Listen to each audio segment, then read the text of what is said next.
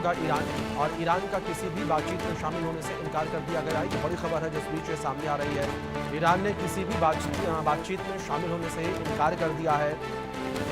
त्यागी साहब, जिस तरीके से बड़ा फैसला ईरान के द्वारा लिया गया है, इस फैसले को आप किस तरीके से देखते हैं? क्या आपको अब लगता है कि ईरान जो है वो अब आर पार की लड़ाई के मूड में है, क्योंकि वो बैठकों से भी अब दूर जाता नजर आ रहा है? जी जी, उसने छठे दौर की वार्ता से इनकार कर दिया।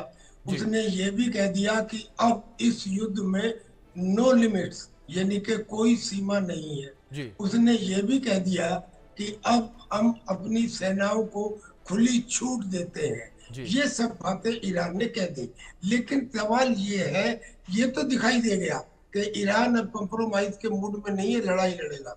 पर अब सवाल ये है कि उसका साथ कौन देगा। सऊदी अरबिया ने और कतर ने, ये दो देश हैं जिन्होंने अलबत्ता ये कहा है कि जो इजराइल ने किया वो गलत किया। ब्रिटेन ने ये कहा है कि हम अब अगर ईरान इजराइल पर अटैक करता है तो हम इजराइल को प्रोटेक्ट करने नहीं आएंगे। जी फ्रांस ने और जर्मनी, फ्रांस ने मिक्स रिएक्शन दिया है। जर्मनी ने इजराइल को सपोर्ट किया है। मगर ये नहीं भूलना चाहिए कि अमेरिका किसी भी परिस्थिति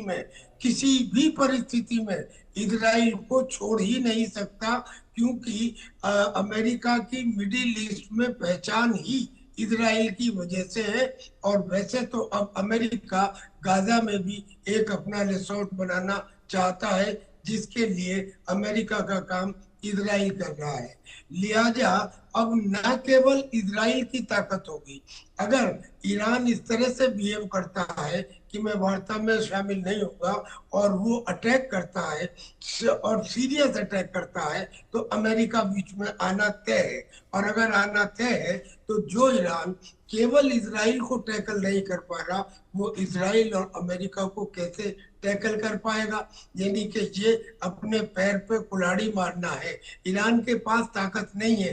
क्या उसके पास उस तरह के एयरक्राफ्ट है, कॉम्बैट एयरक्राफ्ट जैसे इजराइल के पास है? उसके पास जो है वो या तो पुराने हैं या डिफंक्ट हो चुके हैं या नॉट कैपेबल है। क्या उसके पास उस तरह के एयर डिफेंस सिस्टम है? अगर रहे होते तो उन्होंने इसराइल की उन मिसाइल्स को क्यों नहीं रोक पाया जो उसने नतांज न्यूक्लियर स्टेशन के ऊपर फायर की थी। तो उसका एयर डिफेंस कमजोर है, उसकी एयर ऑफेंसिव पावर कमजोर है। अब जो उसके पास बचता है वो मिसाइल पावर, जो अमेरिका और इसराइल के सामने कहीं नहीं टिकती।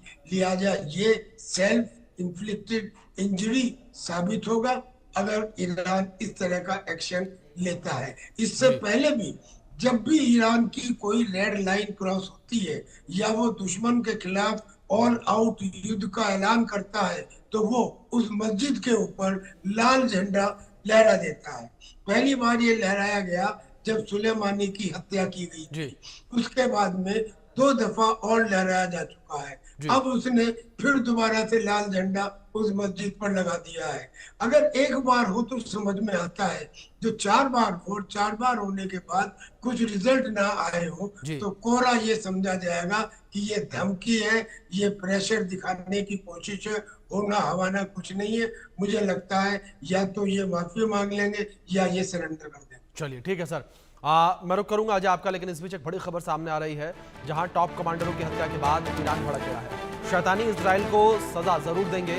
खामेनेई ने कहा कि इजराइल से खून का बदला खून से लेंगे। इजराइल को कड़ी सजा देंगे और इजराइल पर बड़े हमले की तैयारी में है ईरान। ये बड़ी खबर है जिस बीच निकल कर सामने आ रही है। ईरान के द्वारा जो है तैयारी की गई है बड़े हमले की। अजय, किस तरीके से ईरान इस वक्त बड़े हमले की तैयारी कर रहा है इजराइल के ऊपर, जिस तरीके से बड़ा बयान भी सामने आया कि खून का बदला खून से लेंगे? देखिए, बिल्कुल जिस तरीके से इजराइल ने हमला किया और वहां पर कई जनरल जो हैं वो मारे गए, और सोचिए आर्म फोर्सेस के मुखिया जो हैं वो भी मारे जाते हैं, तो उसके बाद कहीं ना कहीं किसी भी देश, चाहे वो जितना भी कमजोर हो, जवाबी कार्रवाई के लिए वो पूरा प्रयास करता है। 2 अटेम्प्ट हो चुके हैं और अभी भी इजराइल की तरफ से जो बैलिस्टिक मिसाइल उनके पास, जो ईरान के पास बैलिस्टिक मिसाइल है उसका इस्तेमाल करके जो है वो इजराइल को टारगेट करने का प्रयास किया जाएगा। और उसी को लेकर जो है माना जा रहा है कि देर रात तक जो है ये हमले किए जा सकते हैं, अटेम्प्ट किया जा सकता है।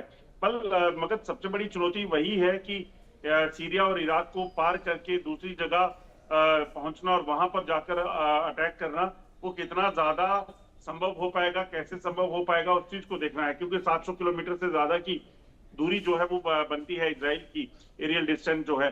तो ऐसे में कहीं ना कहीं वो एक बड़ी चुनौती है कि कैसे वहां तक पहुंचा जाए और कैसे इजराइल जो है इस पर ईरान जो है वो इजराइल पर हमला करेगा। क्या कोई और देश है जो इजराइल को ईरान को जो है वो अपनी स्पेस देगा, अपनी जमीन देगा हमले के लिए, या फिर ईरान को जो है कोई और देश मदद करेगा, ये देखना होगा। जैसा ईरान पहले ही जानता है कि अगर वो इजराइल पर बहुत ज्यादा भयंकर हमले करने का भी प्रयास करेगा तो अमेरिका कहीं ना कहीं उसके सामने खड़ा होगा और इजराइल और अमेरिका मिलकर ईरान के लिए काफी मुसीबतें बढ़ा सकते हैं। तो मिडिल ईस्ट इस वक्त कहीं ना कहीं चिंता में है और ऐसे में अब चिंताएं ज्यादा इस चीज को लेकर भी हैं कि अगर ये जंग की ओर बढ़ता है तो यकीनन जो बाकी देश हैं जो ईरान के मददगार होंगे वो साथ आने का प्रयास करेंगे। तो कहीं ना कहीं ये कहा जा सकता है कि विश्व युद्ध की आहट जो है इस वक्त दुनिया में कहीं ना कहीं देखी जा सकती है। बिल्कुल। आजा, फिलहाल बहुत शुक्रिया आपका जुड़ने के लिए और इन तमाम अपडेट